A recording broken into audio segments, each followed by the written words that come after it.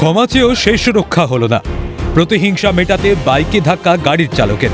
Police সূত্রে খবর, কাশীপুরের বাসিন্দা আয়াজ হোসেনের বাইকের সঙ্গে ধাক্কা লাগে একটি 4 চাকা গাড়ির।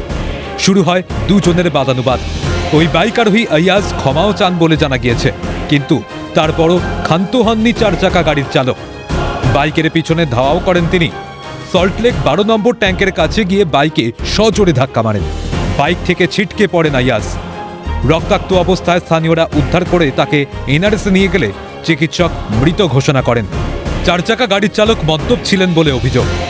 गाड़ी 4 व्हीलर जो लेके था तो ड्रिंक करके था और ड्रिंक करके भी गाड़ी चला रहा था, तो उससे कुछ हुआ है वैसा वैसी, तो वो माफ़ी भी मांगा है। जो अभी मेरा घर का जिसका एक्सीडेंट हुआ है तो वो माफ़ी भी मांगा है। तो फिर भी उसके बाद भी पता नहीं क्या चीज़ का गुस्सा था, समझ में नहीं आया। उसको पीछे जाके फिर रन करके गाड़ी मारा है दौड़ा के।